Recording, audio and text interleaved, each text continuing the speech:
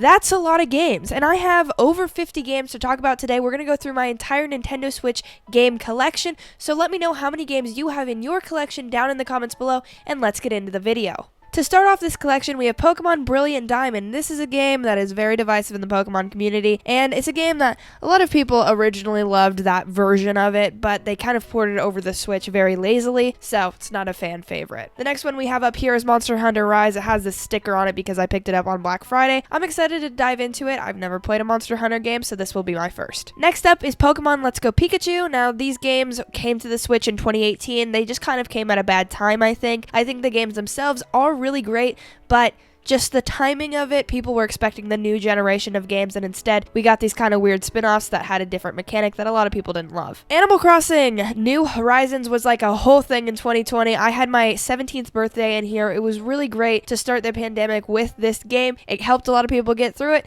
has some crazy sales because of it, and this game has sort of fallen off, but I still really love it for what it was. Ring Fit Adventure. Now, this game is really random. Nintendo kind of just dropped a trailer for this, and it actually was so dang good. This game is just quality. It's such a fun workout game, and it provides sort of a challenge. It scales to your level, so if you're more of a beginner, or if you've been working out for a while and you just want to mix it up a little bit, this game is really great. Pokemon Legends Arceus is the best Pokemon game on the Switch. I think this is one of the greatest Pokemon games ever made. It reinvented the formula, and it really gave us some amazing new mechanics and new movesets. We even had boss battles in this game. So good. Fire Emblem Three Houses is a really, really good Fire Emblem game. This is actually what got me into the Fire Emblem franchise. I thought the story was really, really good, and that's what initially got me in the door. I think the gameplay is okay. I'm not the biggest Fire Emblem fan, though. Xenoblade Chronicles 3. This game I'm absolutely loving. I'm around 10 to 15 hours in now, and I really, really have been having a good time. I love it so much more than the previous Xenoblade Chronicles games that I've played because it's more linear, which is actually a very good thing, especially for someone like me who tends to get overwhelmed by big open world games. Pokemon Violet. Now, this game is really good. If you are a Pokemon fan in any capacity, this is a must-own game. It is the new generation of Pokemon. It went fully open world. Yes, there was a ton of bugs and glitches and technical issues, but other than that, this game is phenomenal. No More Heroes 3 is a game that I actually picked up on launch day, and I've really wanted to get into this franchise, but I haven't yet, so it's on the backlog. Live Alive is a game that I absolutely love this year. It's a kind of smaller RPG for people who don't love huge JRPGs, and it's really nice because there's small bite-sized stories that all culminate into one really cool one, so make sure you check out Live Alive. The Legend of Zelda Link's Awakening is a fantastic Legend of Zelda game on the Nintendo Switch. This was a remake of a game that came out on the Game Boy back in the day. Of course, I never played the Game Boy one because I wasn't around when it came out, but I've played this one, beaten it, and I really enjoyed it. I love the top-down 2D Zelda style, so I'm really hoping that we get more top-down Zeldas in the future. Splatoon 2. Now, this game kind of hurts because Splatoon 3 came out and pretty much made this game obsolete. I have so many fond memories, though, with this game. The dualies were an amazing addition, as well as Salmon Run with a boss rush mode and everything. I really love this game and had over 300 hours in it. Streets of Rage 4. This is kind of a recent addition to my collection. I picked this one up because it was on sale on Amazon, and I had been getting recommendations to play more beat-em-ups, and this was like the best one to play. I really enjoyed myself. It was a much harder beat-em-up than I had previously played, but it was so much fun, and the combat system was really great. Aladdin and The Lion King. This is a compilation of games that came out on the SNES, the Genesis, and some other versions of them. There's so many in this little package. They also have DLC with the Jungle Books games thrown in here. Very difficult games, but if you're a fan of Disney, they're kind of must-owns, and they're really fun. Next up on the list is WarioWare Get It Together. I really enjoyed this game. I thought this was so much fun, and the campaign was awesome with the micro games and all that kind of stuff. It's short. It's a short campaign, but it was a budget game. So if you ever see this on sale, I highly recommend picking it up. Luigi's Mansion 3. This game is really good. I had a hard time with this game originally because the puzzles, they kind of threw me all over the place, but once you really understand the gameplay of this and really get into this game, it's addicting. It's so much fun, and it is one of the best games on the Nintendo Switch. Mario Rabbids Kingdom Battle. You know what? This wasn't for me. I played it, and I got through a few hours of it, and then the difficulty took a crazy turn, and it got super difficult, and I just couldn't keep up. I'm bad at strategy RPGs, and I'll say that. So, this just wasn't working out for me. There goes the poster. But anyways, Super Mario Brothers U Deluxe. Now this game is super fun. It's a really lazy port, and it's like, why can't we just get another new Super Mario Bros game, an original one for the Nintendo Switch? The thing is, I didn't play this one on the Wii U. I was craving 2D Mario at the time, so I had a really good time with this, but I hope the next 2D Marios are a bit more inventive. The last game of this stack is poetically Super Mario Odyssey. This game is the best game on the Nintendo Switch, in my opinion. I really, really love this game so much. I picked it up when it first came out on launch day, played the heck out of it, and it's so inventive, and it brings like Mario sort of into the open world, which is just astounding. The gameplay of this is really smooth, the capping mechanic is amazing, and it's just such a beautifully crafted game. I'm super looking forward to whatever next 3D Mario we get. Alright, for stack number 2, starting us out is Fire Emblem Warriors. Now this game, I haven't played. I saw it on sale on Amazon. I was like, I'm going to pick it up. It's not the new one. It's the one that came out in 2017. The Warriors games are really good for some people. I don't traditionally love them, but if you like hack and slashes, this is a great one to pick up. Bayonetta 1. So this actually sort of recently released right before Bayonetta 3 came out on the Switch. I was super excited for the Bayonetta series in general, so I picked this one up. I had a lot of fun with it. I haven't beaten it yet.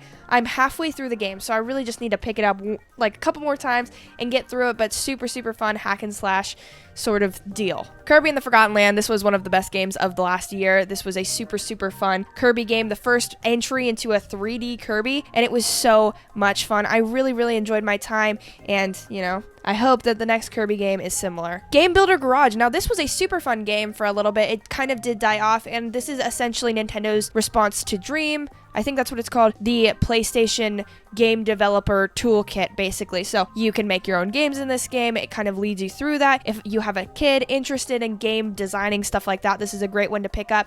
And there were some really cool, inventive games made for it, so I had a blast. Cadence of Hyrule is such a cool story because the developers are actually an indie studio who makes Crypt of the Necrodancer. They were actually given the property of Zelda to incorporate that and make their own version, and they made sort of a rhythm-based Zelda game that's really, really cool, and I hope it sets more of a standard for Nintendo, giving indie teams access to their IP. I think it'd be super, super cool. I need to dive into this one more. Super Smash Bros. Ultimate. You might think it's kind of a weird case. It is a weird case. I got the just display case from my GameStop. They were nice and they gave it to me because I have Smash Bros. Digitally, so I just have the display box. Metroid Dread. I mean, come on. This is like one of the best games on Switch. An amazing 2D action game that is just so full of personality and character, and it has so much smoothness with the movement and the boss battles, and it's a difficult game, but it's so much fun. Big Brain Academy, Brain vs. Brain, is pretty fun. It's sort of a smaller Nintendo title. It came out for $30. I guess it would be 2 years ago at this point.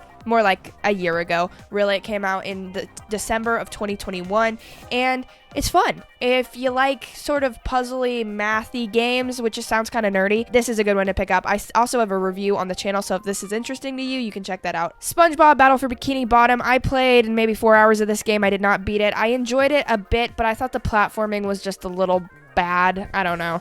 I'm more of a Nintendo person platformer because I think that they make the best ones, and this kind of proved me right. Sushi Striker Way of the Sushido. Now this is a really interesting game. This is actually a first party Nintendo game that a lot of people don't really know about. It kind of flew under the radar. It's not great, alright? The art style though is really cool, and it's sort of a puzzler game. It's just not the most fun. New Pokemon Snap. Now, I was super excited for this game when it first came out, but to be honest, it did not hold my attention. I played it for around 2 hours and got super bored and have not beaten it. Maybe at some point I'll go back, but it's not my favorite. Clubhouse Games 51 Worldwide Classics. Now, this is a pretty fun title. It was really great that it came out around COVID times because, you couldn't get together with people and play board games, but you could on this collection. I believe this is Scott the Waz's favorite video game on the Nintendo Switch, which is hysterical, but it's a really complete package, and I do enjoy it and have had a good amount of fun with it. ARMS. This game was the game that I actually got with my Nintendo Switch originally when I first picked it up. This game is misunderstood. All right, it's a very good game that is just lacking some content because it really focused on quality over quantity,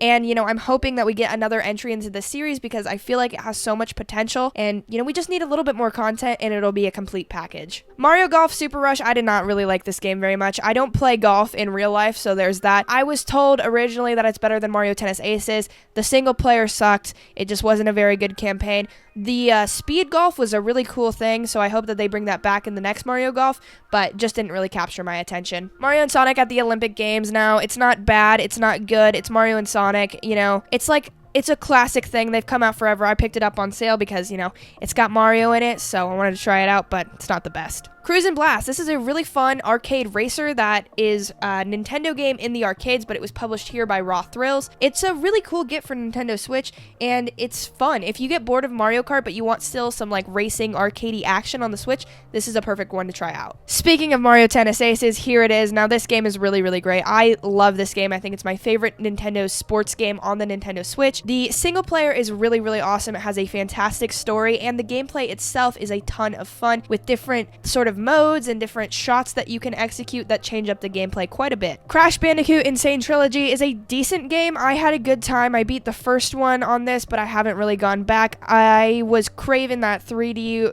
style of platformer, and this really did scratch that itch, but I haven't gone back to it since. Next up, we have Brain Training for the Nintendo Switch. Now, this game is kind of strange because this actually didn't release in the United States, so if you can see down there, I have the Peggy copy, which means I imported it from Europe, and it's a Nintendo published Switch game that didn't come to America, so I thought it was kind of cool.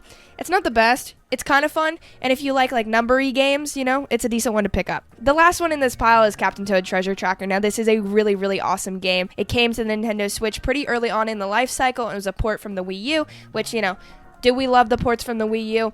Maybe not, but I thought it was a good thing to give this game a second try at life because of how quality it is. I played through the entire thing. They even have a co-op mode that was pretty fun that I also played through with a friend. And overall, there's not like a crazy amount of content, but it is a discount Nintendo Switch game, so I always recommend you try it out. All right, we're getting into the last stack here, and this one's pretty big. So of course, we're going to start with Paper Mario Origami King. It's not the best game. I think the story of it was really cool. I thought the streamer aspect and the origami thing in general was pretty sick. The battle system sucked, and it made it so that I had one more strand to go, and I probably would have beaten this game. I was maybe 3 hours away from beating it. No, it was bad. Yoshi's Crafted World was pretty fun. I didn't end up beating it. It's a pretty easy one. It wasn't quite as inventive as Woolly World, so I'm hoping with the next Yoshi game they go a little bit farther than they did with this one. Go Vacation. It looks weird because it was pre-owned at GameStop. I got it for $10. I got it before Nintendo Switch Sports came out, so it was kind of fun back in the day.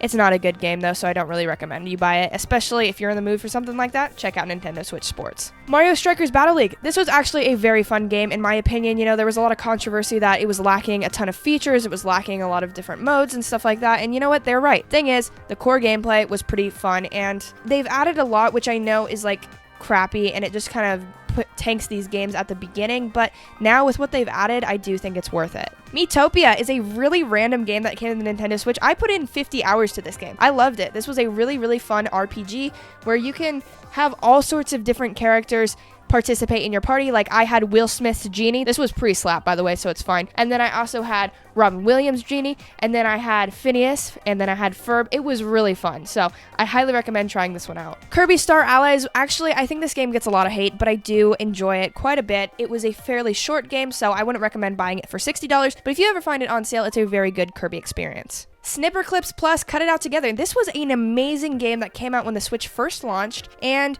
it's so much fun. They released a physical version down the line, and this is the one I picked up, and it had some DLC. It's basically a puzzle game, and it's really, really great to play with other people. Pokemon Sword. Now, these games were super divisive, but this was actually the Pokemon that got me back into the franchise, sort of, and because I hadn't played it since the DS, and this was the first one I played on the Switch, and it wasn't bad. You know, it gets a lot of hate, but they're not terrible. The Legend of Zelda Skyward Sword. Now, I really want to go back and finish this game. I got about more than halfway through, and I just decided that it was a lot.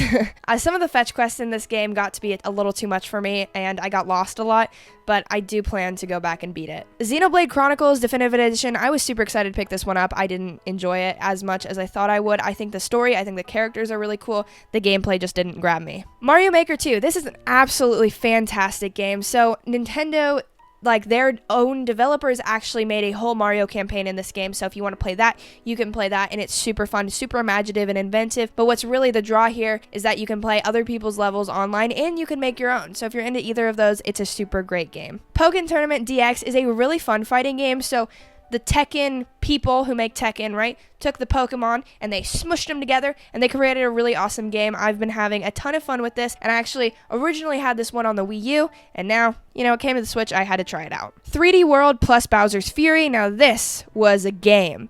Now, 3D World itself is a port from the Wii U. That was pretty cool, and I really liked that game on the Wii U, so I played through it again. Then we got Bowser's Fury. It's a fully open world, pretty much, Mario game to explore and run around in, and it's so much fun. The boss battles are great, and I'm really hoping that the next style of Mario is done in how they did Bowser's Fury. Starlink Battle for Atlas, I picked this game up for $5. It went on sale super quick, but what's cool about it is Star Fox is in it. It's probably one of the best Star Fox games you can get.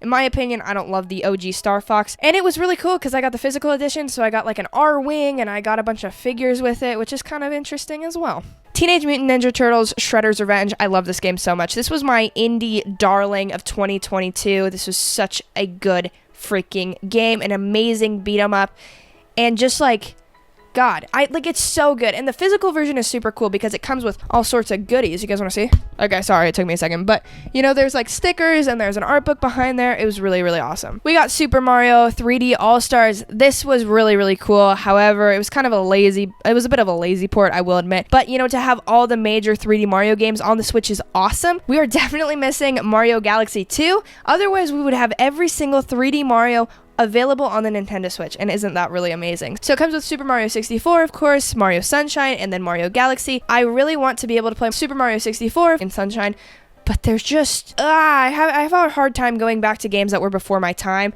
but I really loved playing it through Mario Galaxy again. Splatoon 3, this game's fantastic. This was my favorite game of last year. This is amazing. It's so much fun. They added so much that kind of changed up the gameplay, but not too much. There was a bit of a worry that maybe it wasn't going to do anything different, but I feel like it's more than verified its spot to be a thing on the Nintendo Switch, and I'm super happy that we got it. Super Mario Party.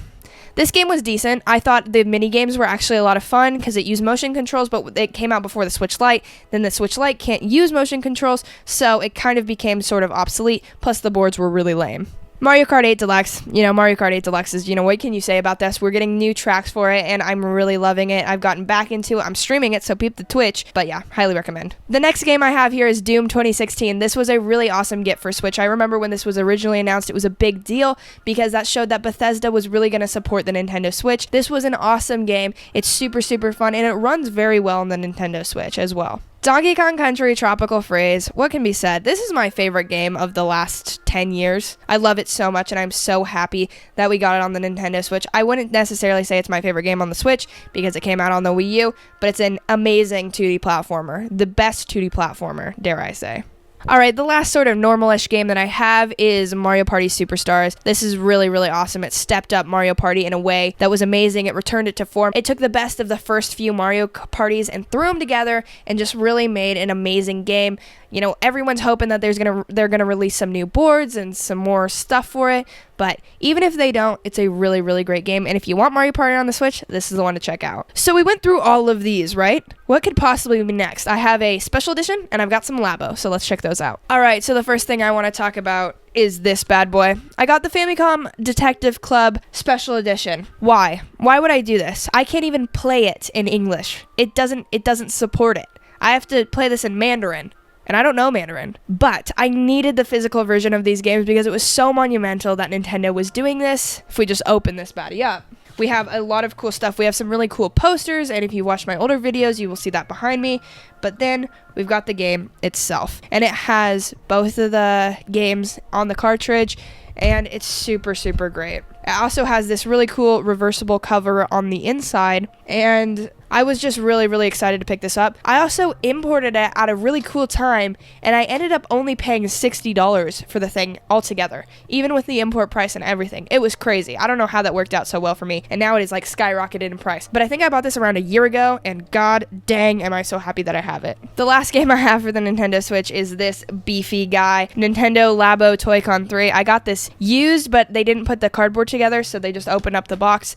I'm excited. I haven't put it together yet. The game's in here. You know, I think out of all of the Labos, to me, this one looked the coolest, so I did want to try it out. I want to see what it's about. Maybe I'll stream making the Labo live. Let me know if that's something you guys are interested in. Anyways, guys, thank you so much for sticking around. I appreciate you. Before you go, make sure you like the video and subscribe. Leave a comment down below letting me know what your favorite thing from my collection is, and maybe I'll make a video about it. Hey, nobody knows. It's up to you guys. Thank you so much for sticking around, and I will see you right now in this video.